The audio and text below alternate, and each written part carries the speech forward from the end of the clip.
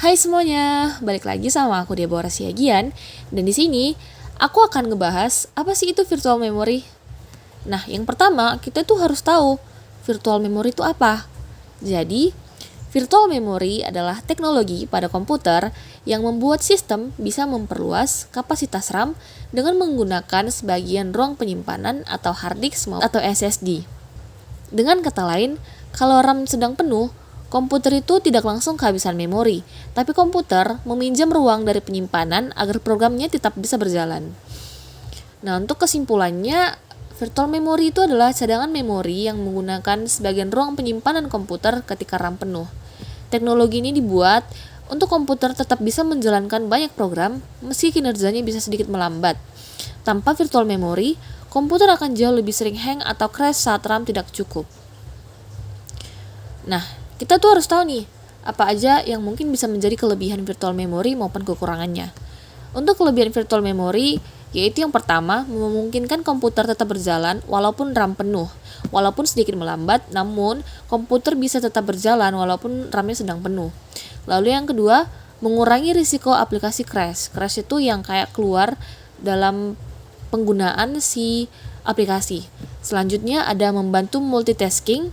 Dan yang terakhir, memberi fleksibilitas tanpa harus menambah RAM secara fisik. Dan tiap kelebihannya itu sudah pasti ada kekurangannya. Nah, kekurangannya adalah kinerjanya lebih lambat karena hard disk atau SSD tidak secepat RAM. Selanjutnya, jika terlalu sering dipakai, komputer bisa terasa lemot dan agak lambat ya saat digunakan. Lalu, pada hard disk atau HDD, penggunaan virtual memory berlebih bisa mempercepat kerusakan fisik karena sering dibaca atau tulis. Nah, di sini ada cara kerja virtual memory. Untuk tahap-tahapnya, yang pertama, komputer itu mendeteksi bahwa RAM penuh. Selanjutnya, sistem akan memilih data yang sedang tidak aktif atau jarang dipakai. Lalu, data tersebut dipindahkan ke ruang khusus di penyimpanan, atau sering disebut pertama itu adalah swap file, paging file, dan swap area. Lalu, RAM jadi lebih lega untuk memproses aplikasi yang sedang aktif. Dan untuk yang terakhir, kalau data di swap, itu artinya dibutuhkan lagi dan komputer mengambilnya kembali. Adapun langkah-langkah kerja memori virtual adalah yang pertama, memanajemen alamat. Jadi, saat program berjalan, CPU mengakses data menggunakan alamat virtual dan unit manajemen memori atau MMU akan menerjemahkan alamat virtual ini menjadi alamat fisik di RAM. Lalu, saat penuhnya RAM, sistem operasi akan mengidentifikasi data mana yang tidak sedang digunakan oleh aplikasi yang aktif. Yang selanjutnya ada proses swapping. Data yang tidak aktif akan disalin dari RAM ke ruang kosong di hard disk atau swap space. Dan yang selanjutnya ada pembersihan RAM. Nah, setelah data disalin ke hard disk, ruang di RAM akan kosong dan siap digunakan untuk data atau aplikasi baru. Lalu, panggilan kembali. Nah, di sini jika program yang datanya telah dipindahkan perlu digunakan lagi, CPU itu akan meminta data tersebut dan MMU akan mendeteksi bahwa data tidak ada di RAM atau page fault dan memicu proses swapping kembali. Lalu selanjutnya ada pertukaran yang dimana di sini data akan ditukar dari hard disk kembali ke RAM. Proses ini melibatkan penentuan halaman mana yang akan diganti di RAM atau menggunakan algoritma pergantian seperti LRU atau FIFO. First in, first out.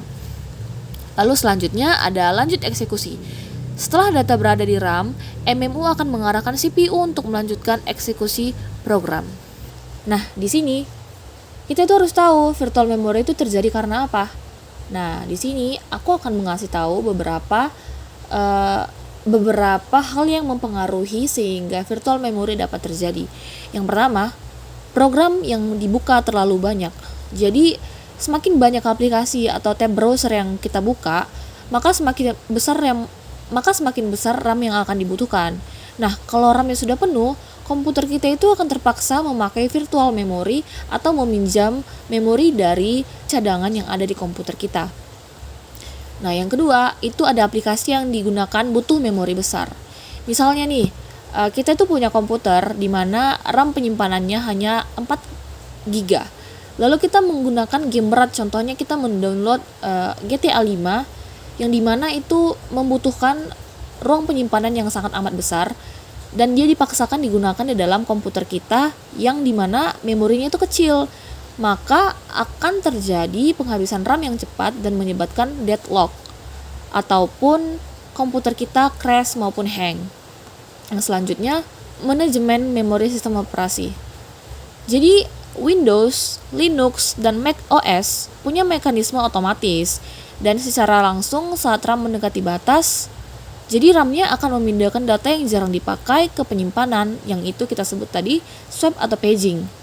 Ini otomatis terjadi bahkan tanpa kita sadari. Jadi virtual memory itu bukan kerusakan tapi mekanisme perlindung agar komputer kita tetap berjalan. Yang terakhir, ada proses background yang tidak terlihat. Ini juga menjadi salah satu penyebab terjadinya virtual memory. Terkadang banyak aplikasi berjalan di belakang layar yang dimana itu ada update, antivirus, sync load yang dapat ikut menghabiskan RAM. Jadi kesimpulannya di video ini, virtual memory itu adalah solusi cadangan ketika RAM komputer tidak cukup. Saat banyak program berjalan dan RAM penuh, sistem akan menggunakan sebagian ruang penyimpanan HDD atau SSD untuk menyimpan data sementara agar komputer tetap bisa berfungsi.